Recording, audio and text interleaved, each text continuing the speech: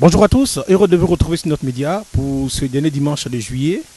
Le message qui sera abordé par l'apôtre Georges Okenyi, c'est Es-tu le même? Bonne écoute à toutes et à toutes.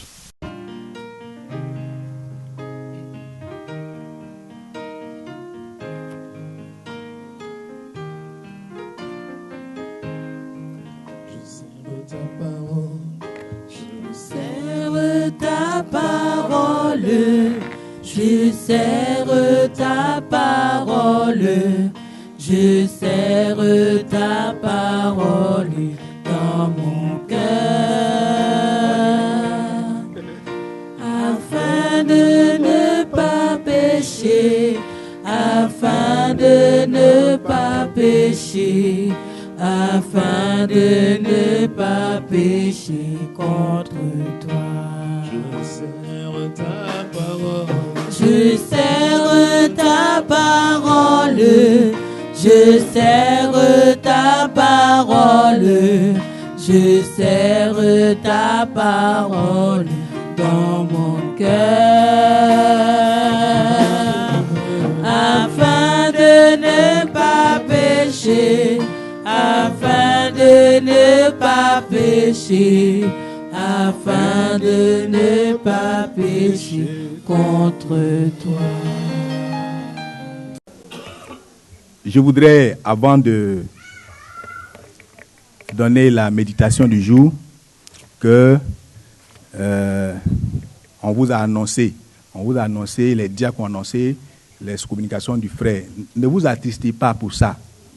Ne soyez pas triste pour ça. Quand on met quelqu'un sous discipline, c'est pour que la personne se range.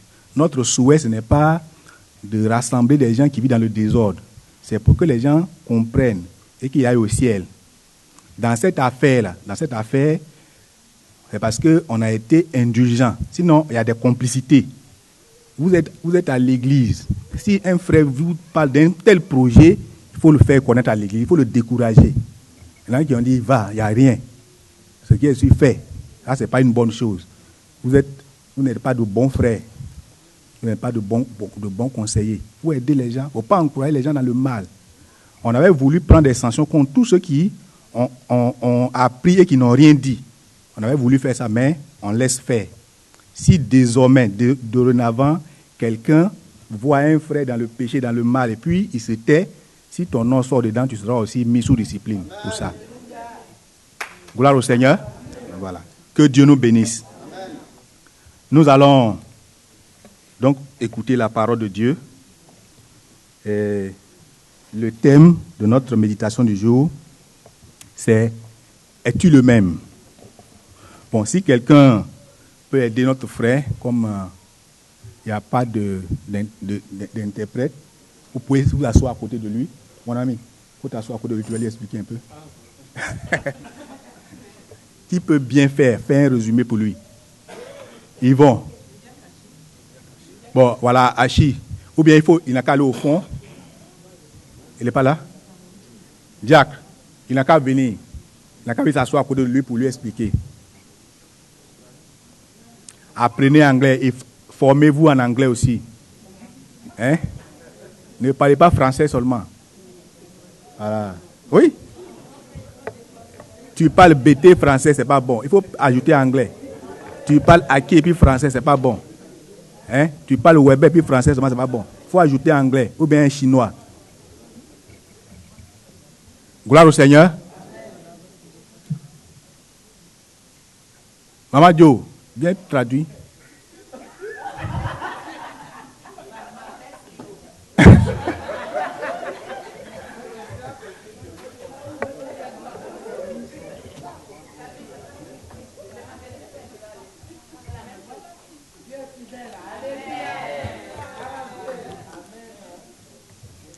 L'année prochaine, on veut voir des gens inscrits pour faire la formation en anglais. Il y a des frères qui veulent vous former pour ça. Le frère Denis, il a lancé l'appel ici, personne.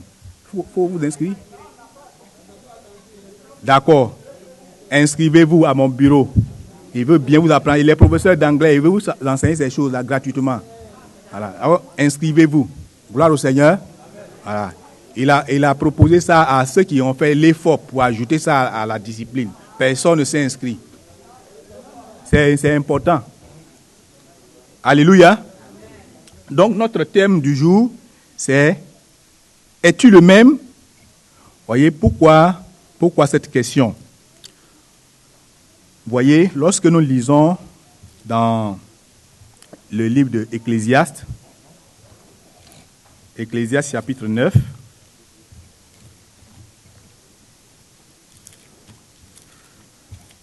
versets 3 à 4. Es-tu le même ou es-tu la même? On peut dire ainsi. Ecclésiaste 9, versets 3 à 4. Ecclésiaste chapitre 9, versets 3 à 4. Ceci est un mal parmi tout ce qui se fait sous le soleil, c'est qu'il y a pour tous un même sort. Aussi, le cœur des fils de l'homme est-il plein de méchanceté?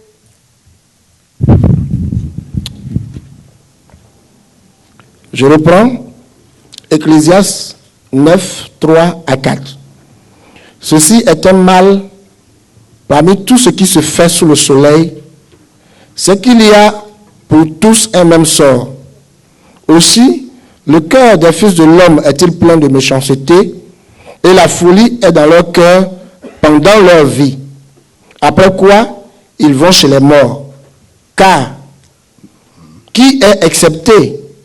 Pour tous ceux qui vivent, il y a de l'espérance. Et même un chien vivant vaut mieux qu'un lion mort. Merci. Alléluia. Ceci est un mal parmi tout ce qui se fait sous le soleil. C'est qu'il y a pour tous un même sort. Aussi, le cœur des fils de l'homme est plein de méchanceté et la folie est dans leur cœur pendant leur vie. Après quoi, ils vont chez les morts. Car qui est accepté? Voyez, lorsque nous cherchons à comprendre ce qui est écrit, voyez, il est dit que les hommes qui vivent sur la terre ont un même sort. Tous les hommes ont un même sort. Ils vivent, ils ont la même manière de finir leur vie. Et l'homme vit avec la folie. Il vit avec la folie dans son cœur. Et puis après, il rejoint les autres morts. Et la Bible dit que personne n'est excepté. Personne n'est exempté. Donc, tous les hommes sur la terre ont le même sort. Ils vivent dans une certaine folie. Et à la fin, ils meurent tous. Et personne n'est en reste. Voyez, le texte nous dit qu'il y a la folie dans le cœur de l'homme qui vit. Il y a la folie dans le cœur de l'homme qui vit. Voyez, d'où vient cette folie? D'où vient cette folie qui est dans le cœur de l'homme? Voyez, dans les psaumes, le psaume 51, le verset 7. Psaume 51, verset 7. Psaume 51. Verset 7. Verset 7.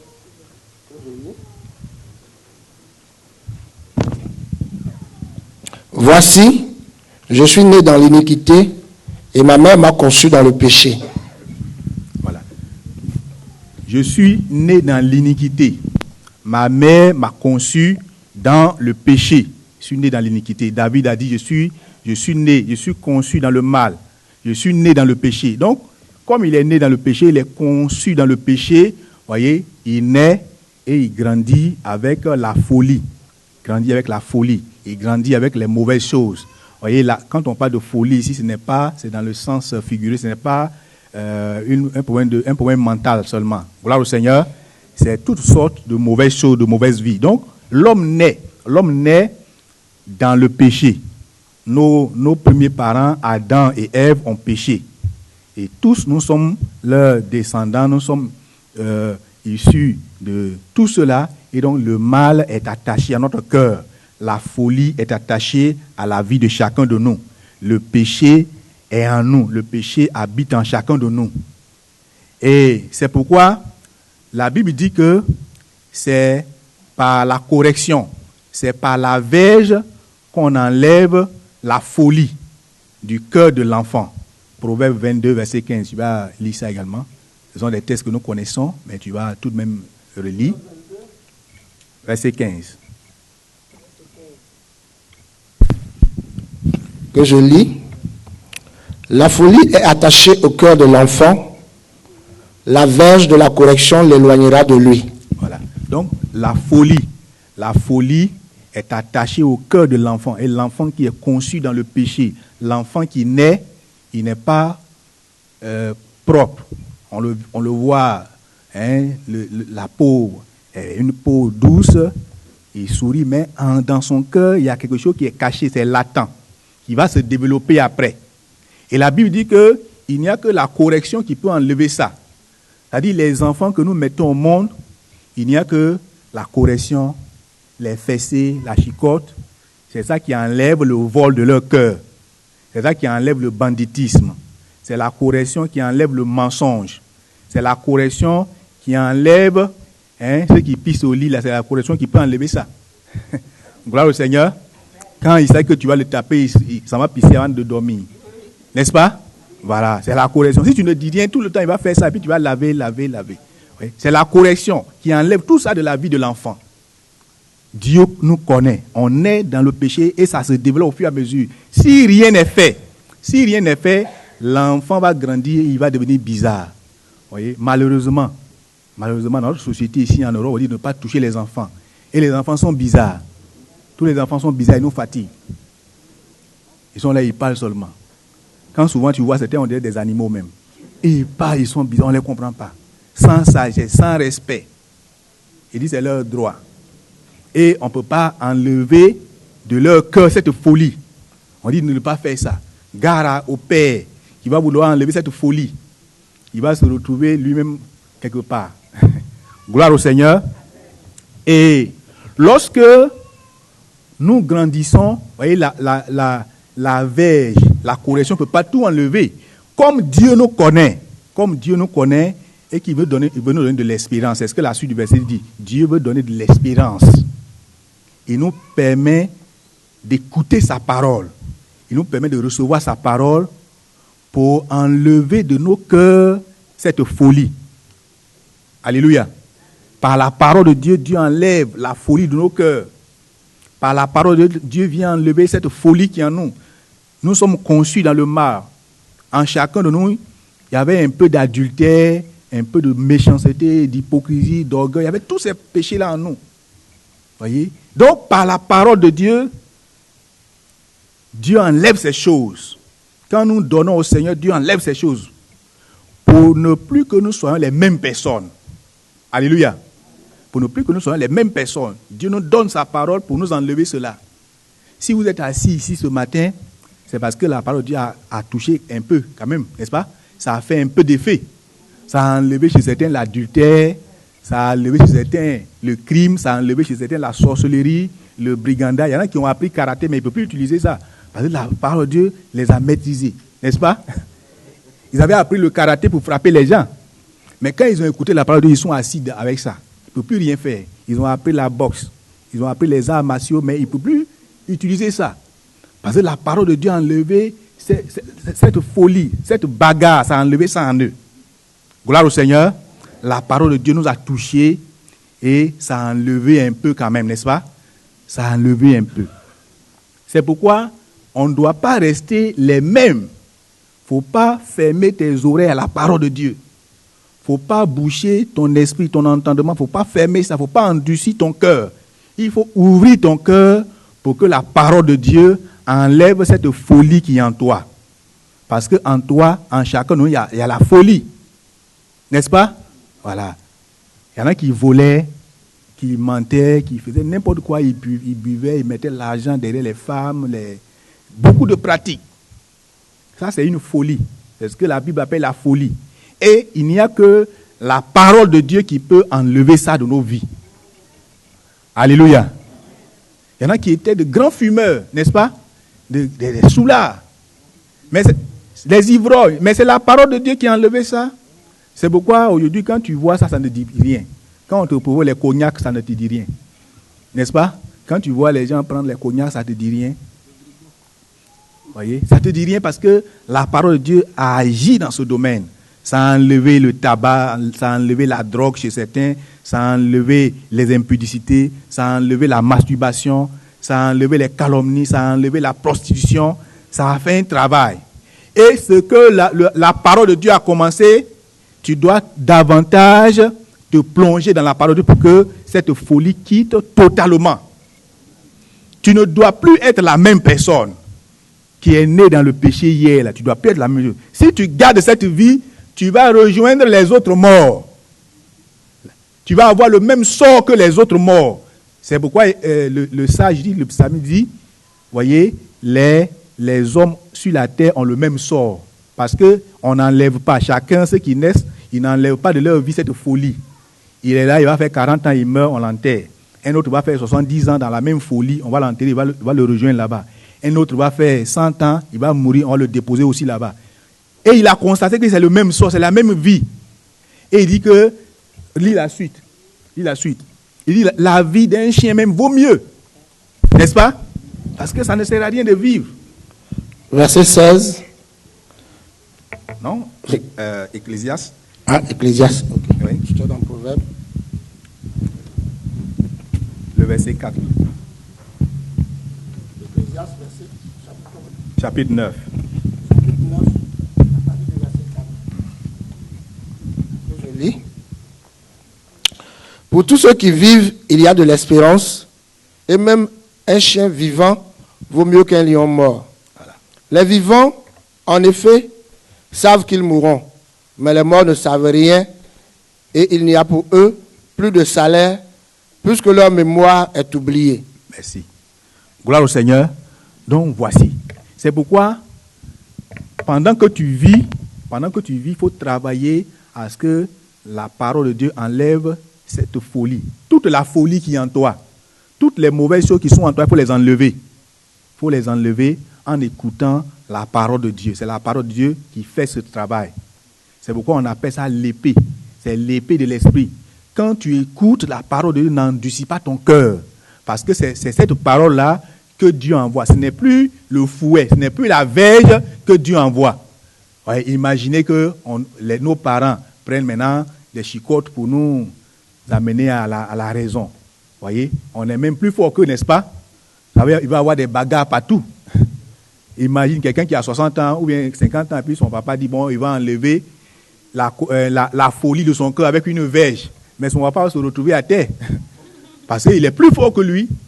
Mais c'est Dieu qui fait le travail par sa parole. Alléluia. Ce n'est plus par la force, ce n'est plus par notre propre force, mais c'est par la parole de Dieu. C'est pourquoi la Bible dit, si vous entendez sa voix, n'endurcissez pas vos cœurs. L'homme est rempli de mauvaises choses. Le cœur de l'homme est tortueux. C'est rempli de mauvaises choses. Il y a la folie dans nos cœurs. Il y a la folie dans nos pensées. Et si tu veux qu'un peu d'argent tombe dans ta main, tout de suite, là, tu vas commencer à faire la folie. Tu vas commencer à avoir des projets bizarres, à concevoir le péché dans ta vie. Tu vas commencer à concevoir le péché parce que tu as un peu d'argent. Quand tu regardes la position de ton compte, tout de suite, le diable commence à t'inspirer les mauvaises choses. Cette folie se déclenche. Ce qui est caché en toi, ce qui était caché, en réserve, va sortir, va être mis en évidence. Cette folie, on l'enlève par la parole de Dieu. Alléluia. C'est pourquoi, dans la vie chrétienne, voyez, le chrétien doit persévérer. Un chrétien doit persévérer dans sa marche jusqu'à son dernier souffle. C'est-à-dire que juste pendant que tu es vivant, tu dois tout faire pour que chaque jour, semaine après semaine, mois après mois, la parole de Dieu transforme ta vie et que tu meurs en Christ. Si tu ne meurs pas dans le Seigneur, il faut que le Jésus te trouve en train d'obéir. C'est en persévérant, en gardant la foi, en donnant l'occasion au Seigneur d'enlever la folie qui est en nous jusqu'à la fin de notre vie que nous serons sauvés. Alléluia. Voyez, la vie chrétienne, c'est cela. Pour que notre âme soit sauvée, nous devons persévérer jusqu'à la fin. Ce n'est pas un temps, ce n'est pas un petit temps où tu donnes ta vie au Seigneur et puis après, quelques 4 ans, 10 ans après, tu retournes dans la même vie d'hier. La même folie d'hier revient. Ça, ce n'est pas la vie chrétienne. Cette vie ne sauve pas. Voyez, tu es devenu chrétien en 1975 pour certains, ceux qui étaient à la gare. Tu es devenu chrétien en 90. Et puis en 2016, les mêmes folies, les mêmes bêtises qui étaient en toi, que la parole de Dieu a enlevées, on les retrouve en 2016. Les péchés pour lesquels tu as pleuré, le jour où tu te donnais au Seigneur, on les retrouve 10 ans après. On les retrouve 5 ans après.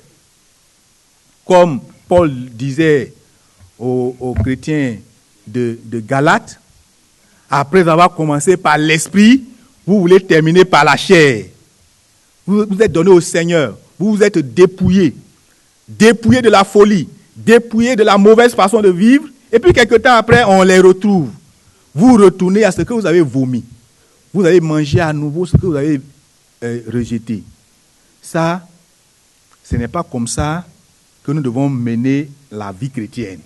Alléluia. Ce n'est pas comme ça qu'on doit vivre notre vie chrétienne.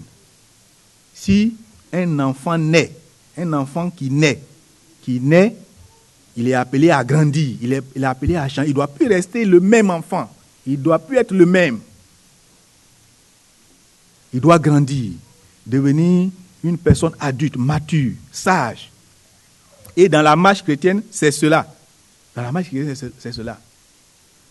Oui, mais malheureusement, aujourd'hui dans l'Église, plusieurs sont redevenus les mêmes. Ils sont devenus les mêmes. Ils sont les mêmes. C'est-à-dire leur vie, au moment où ils ne connaissaient pas le Seigneur, c'est cette même vie-là qui est encore là. La même vie d'hier est encore là. Après quelques années, la chose est encore là. Est-ce que tu n'es pas le même? Est-ce que tu n'es pas le même pécheur d'hier? Est-ce que ce n'est pas le même pécheur là qui est encore là? Est-ce que ce n'est pas le même pécheur qui est là? Vous voyez, beaucoup,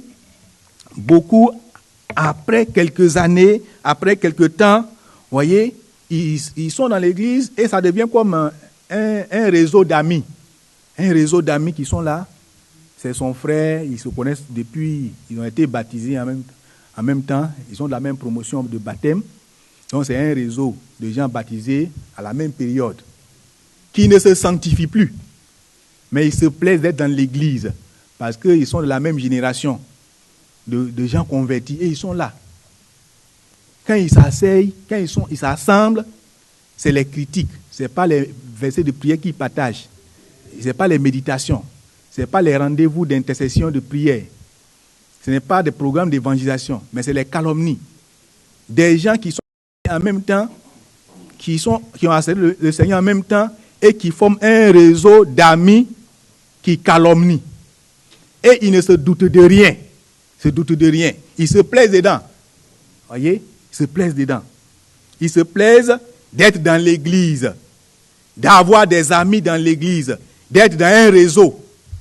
Ou bien il a retrouvé ses frères du village, ils sont là, et puis ils sont là. Et il n'y a plus rien. Ils vont parler de politique. Ils vont insulter les vieux qui sont là-bas. Ils vont parler des sorciers. Des sorciers qu'eux-mêmes, ils ne peuvent plus chasser. Ils ne parlent d'eux. Ils vont parler des péchés des autres. Et ils sont en réseau. Ils ont toutes les informations de l'Église. Mais ils ne se sanctifient pas. Ils sont des observateurs qui voient les choses et qui en parlent, qui discutent. Et ils s'empoisonnent avec ça. Et ils sont en réseau pour ça. Quand un apprend une nouvelle, il envoie un texto, un message. Ah, voilà ce que j'ai appris hier. Tu n'étais pas là, voyez ce qui s'est passé. Ils sont en réseau d'informations, pas pour s'édifier avec des psaumes, avec des cantiques, mais ils s'édifient avec le péché des gens. Ils se détruisent avec les péchés des gens.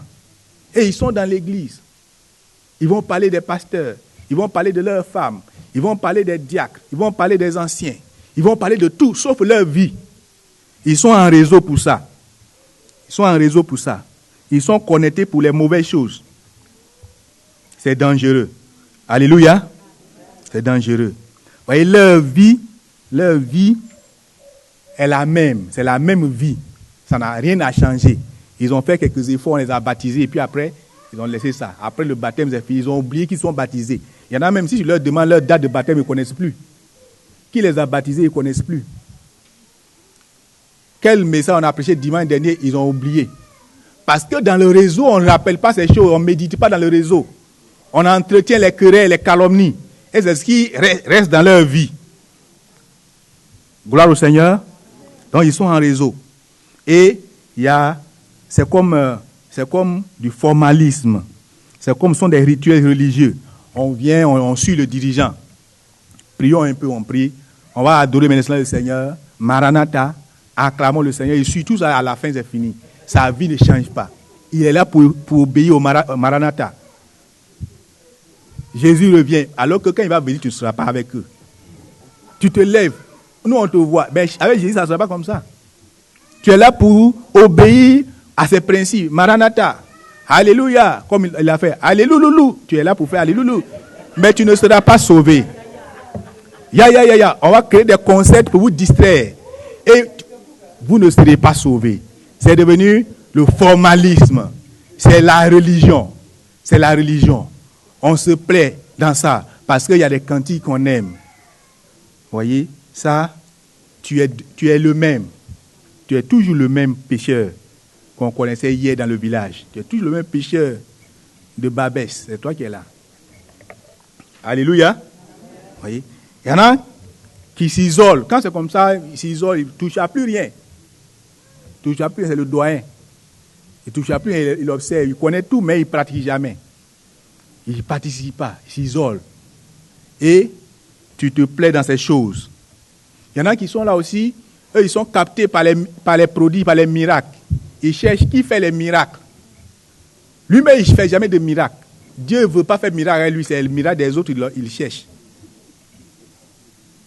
Et il cherche les miracles. Ah, on est peut-être pas dit que ça a chauffé. Qu'est-ce que tu veux voir chaud? Ça n'a pas chauffé. Tu cherches les miracles et tu es accroché à ça.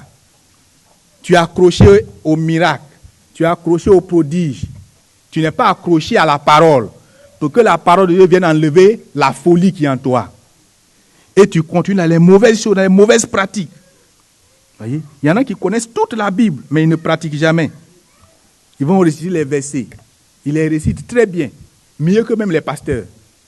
Mais ils ne mettent jamais en pratique.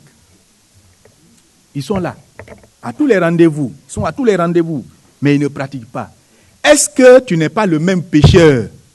Est-ce que tu n'es pas le même pécheur qu'on connaissait? Est-ce que ce n'est pas le même pécheur qui est là? Pose-toi la question. Ce n'est pas le même pécheur qu'on connaît il y a 10 ans, ce n'est pas le même là qui est là. Tu es assis et tu es rempli d'adultère. Tu es rempli de convoitise. Tu as de faux projets dans la tête. Comment escroquer les gens? Comment mentir? Et tu es en réseau pour ça. Vous êtes en réseau pour ça. Vous voyez, tu n'as pas changé. Tu n'as pas changé. Vous voyez, lorsque nous lisons dans Apocalypse, les chapitres 2, chapitre 3, vous allez voir que, tu vas prendre chapitre 2, ce que le Seigneur a dit à l'église d'Éphèse, de Laodicée et de Sardes. Vous allez voir, Apocalypse 2, verset 2 à 5. Apocalypse 2, verset 2 à 5. Je connais tes œuvres, ton travail et ta persévérance. Je sais que tu ne peux supporter les méchants, que tu as éprouvé ceux qui se disent apôtres et qui ne le sont pas, et que tu les as trouvés menteurs, que tu as de la persévérance, que tu as souffert à cause de mon nom, et que tu ne t'es point lassé.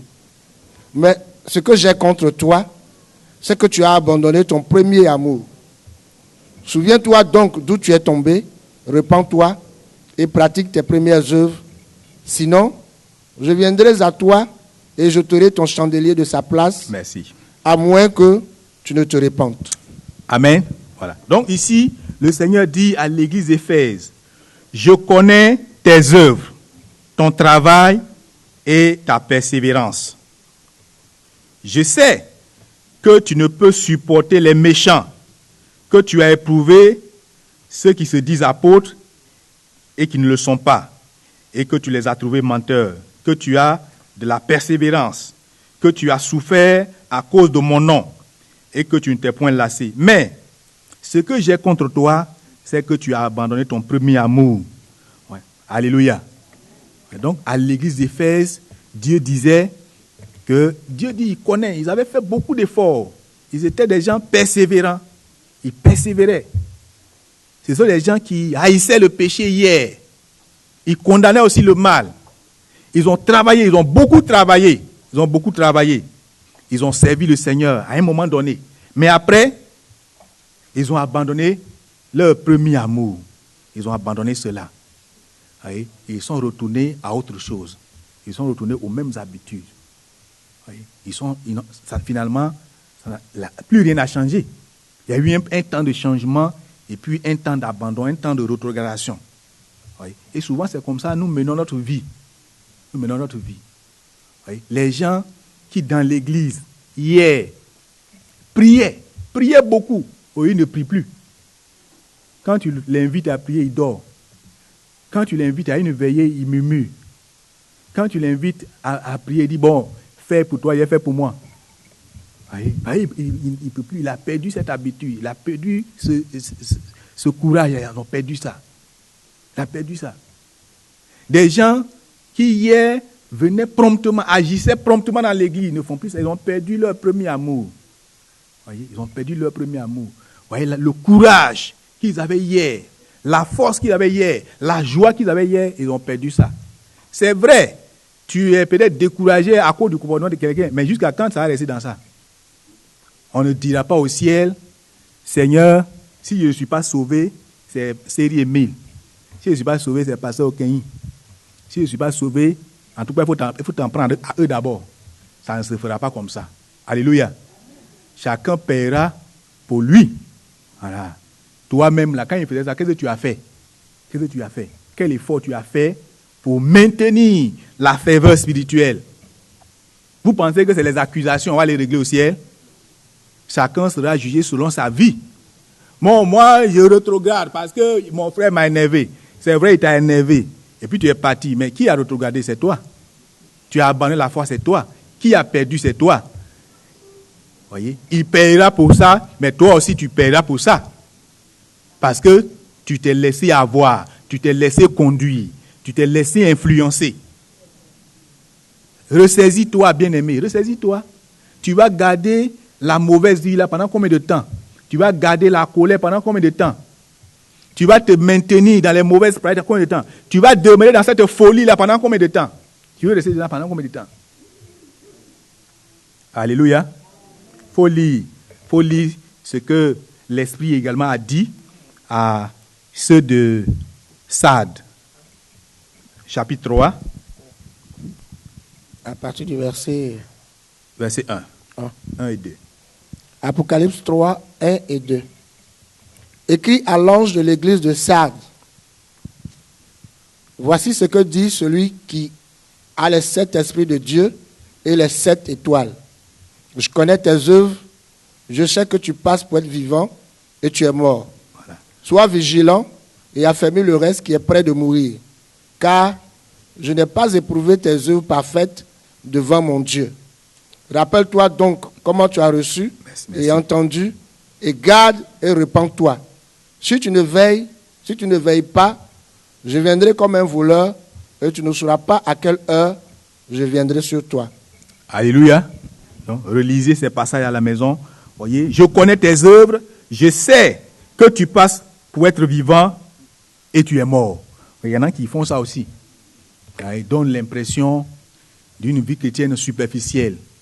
Voyez, toujours prompte, avec une grosse Bible, une voix d'ange, mais il n'y a rien. Il n'y a rien en lui. Il n'y a plus rien. C'est les vieux souvenirs. Ce sont des vieilles choses qui sont restées. C'est ce qu'il a appris il y a 10 ans là, qui est encore là. Il n'a plus rien ajouté. Et ce qui est là même va disparaître. Parce qu'il n'y a rien. Alléluia. Ouais, il faut travailler. Il faut travailler à changer. Il ne faudrait plus être la même personne. Quand on vient à l'église, on n'est plus la même personne. Quand on vient à l'église, on change. On n'est plus la même personne. On n'est plus la même personne. En tout cas, moi, j'ai changé. Je ne suis plus la même personne. Si je n'étais pas là, Dieu ne m'avait pas changé là. Pendant qu'on est ici là, il allait faire les clins d'œil à beaucoup de femmes. N'est-ce pas? Parce que ma vie là, c'est comme ça. J'aimais les femmes. Donc, j'allais commencer à chercher aussi parmi. Mais comme la parole de Dieu a fait son effet, ça ne me dit rien. Et gars, celle qui va venir, je vais la chicoter avec ma ceinture. Jusqu'à ce que ça recoupe en deux. Parce que tu veux m'empêcher d'aller au ciel. Voyez? La parole de Dieu m'a changé. Sinon, après le culte, il y a braqué Mambo pour les offrandes. Ou bien Mimi. N'est-ce pas? Quand on a fait l'offrande, on a motivé là. S'il y a le vol à moi, mais je prends et puis je prends au collet, et puis il n'aura rien. Est-ce que Mimi peut lui dire avec moi? Mais je ne peux plus faire ça, n'est-ce pas? Je ne peux plus faire ça. Parce que la parole de Dieu vient enlever la folie en nous. La parole de Dieu vient nous traiter pour enlever la folie en nous.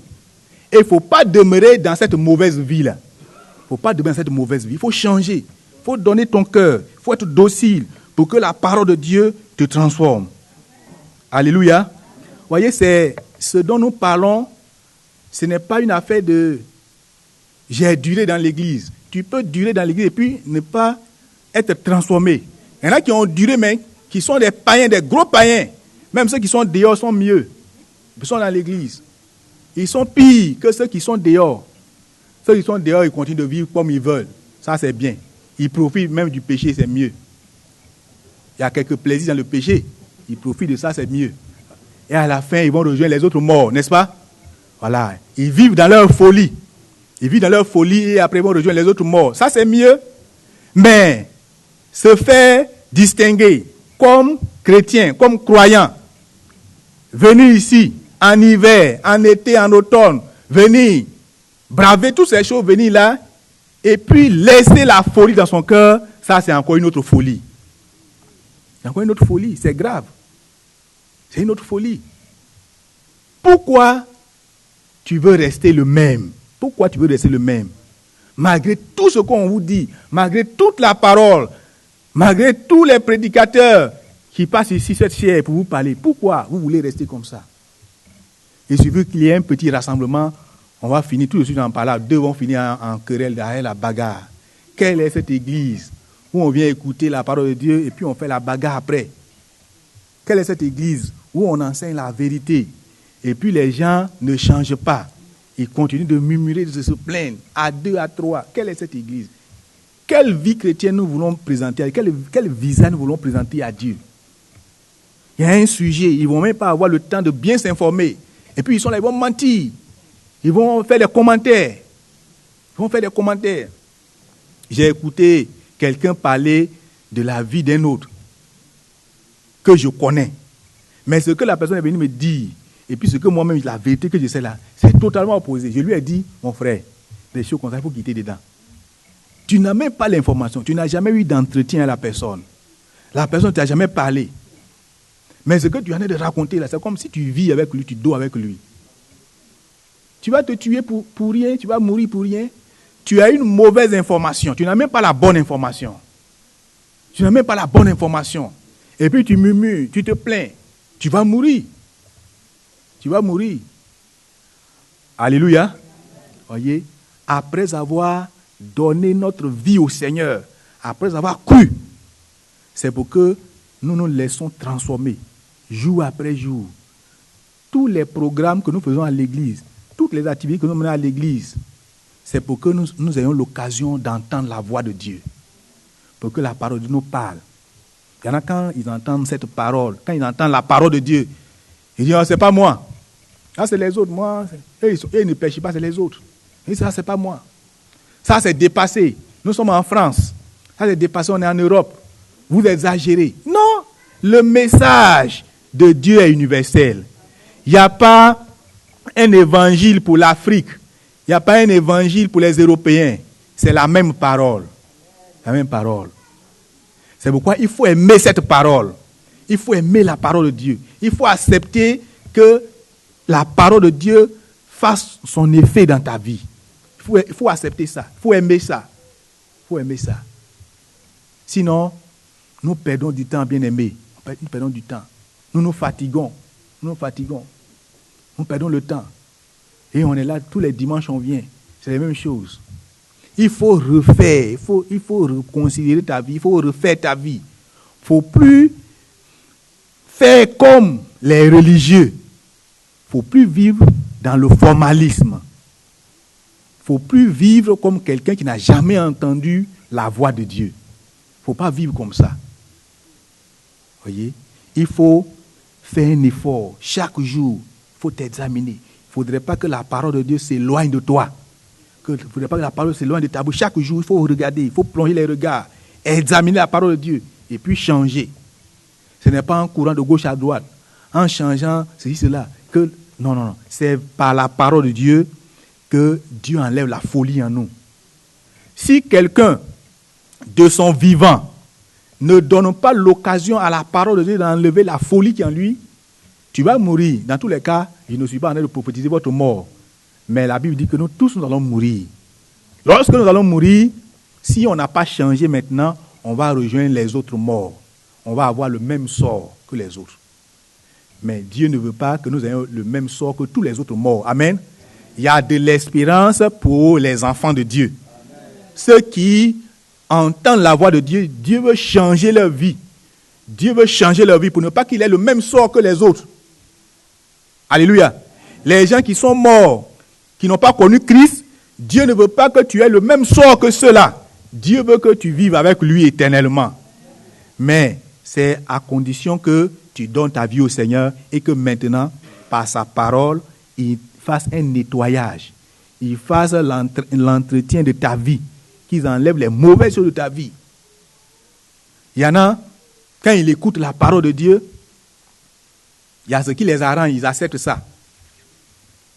Il y a ceux qui ne veulent pas accepter, ils disent ça c'est pour Israël. Dieu a dit ça, mais c'est pour Israël. Ça c'est pour les Juifs. Dieu a dit ça, mais ça c'est pas à notre époque. Nous on est dans les temps modernes. Non. La parole de Dieu s'adresse à nous. La parole de Dieu traverse toutes les époques. Alléluia. C'est pourquoi il faut obéir à la parole de Dieu. Il faut te soumettre à la parole de Dieu pour que tu ne sois plus le même pécheur hier. Tu ne sois plus la même personne qui est née, conçue dans le péché. Dieu ne veut pas que tu demeures dans ça. Nous sommes nés dans le péché, conçus dans le péché, et Dieu ne veut pas nous abandonner dans cet état. Alléluia. La folie qui est en nous, Dieu ne veut pas que nous mourions dans ces choses. Il ne veut pas que cette folie-là reste en nous et qu'on meure dans ces choses. Vous voyez, tous nos parents, tous les hommes qui naissent, tous ceux que vous connaissez, naissent dans le péché, sont conçus dans le péché, du fait d'Adam et Ève.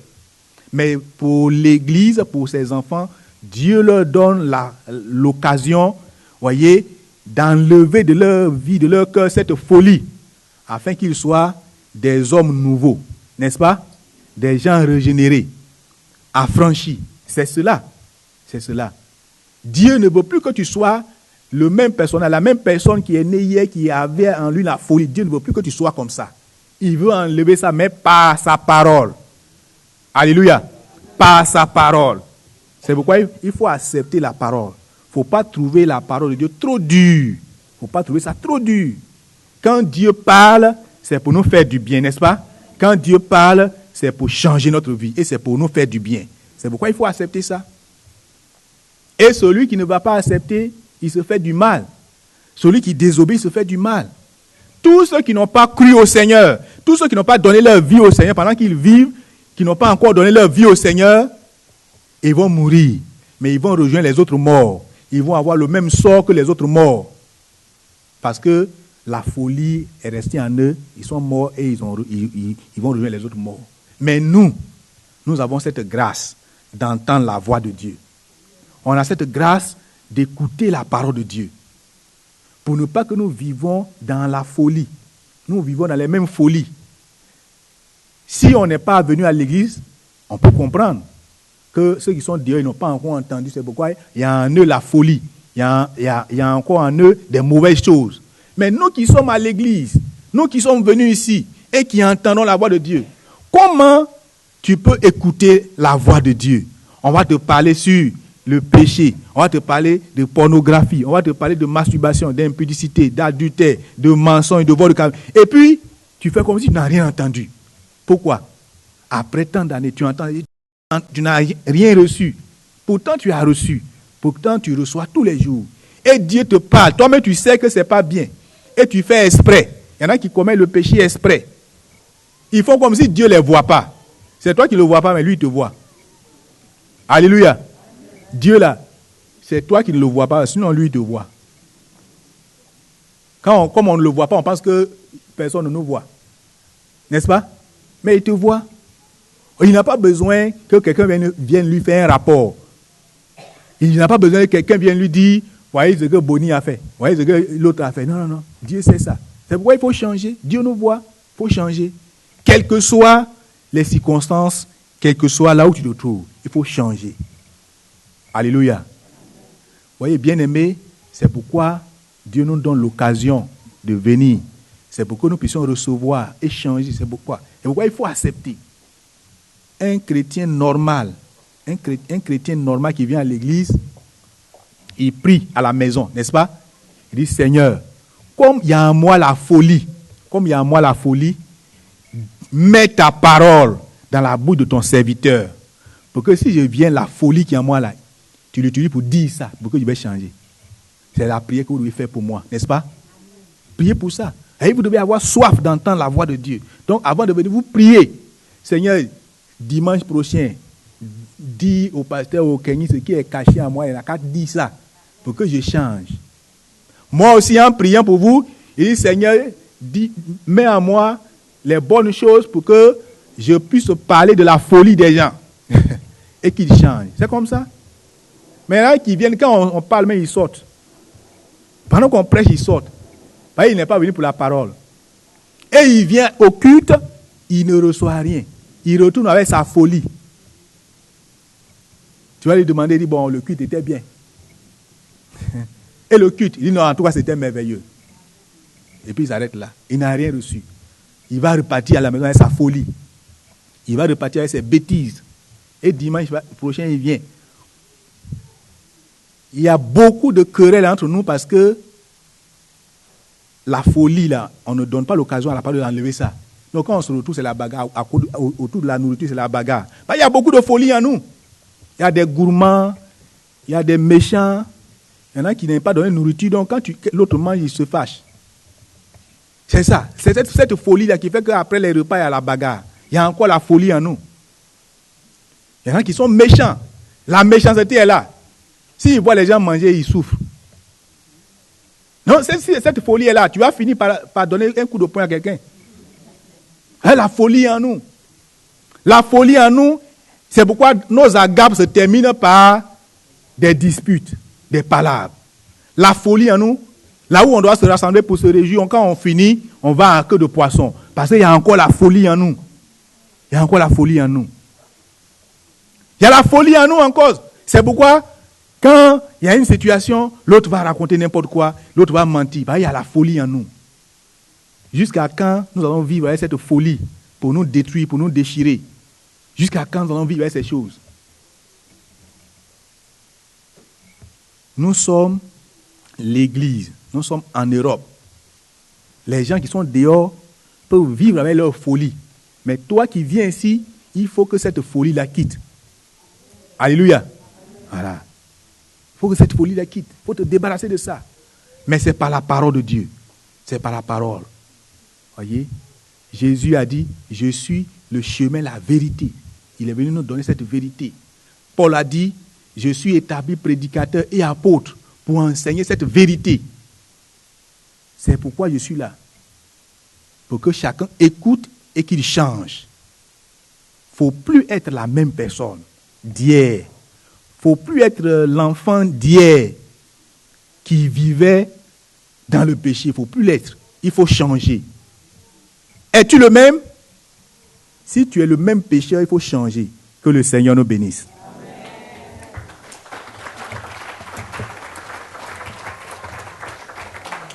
Nous allons prier le Seigneur. Espérons que le message vous a plu. et que vous avez pris note des différents versets qui ont été dits par l'apôtre. Nous vous donnons rendez-vous le dimanche prochain à la même heure pour encore un autre message. D'ici là, passez une bonne semaine et que Dieu vous bénisse. Au revoir.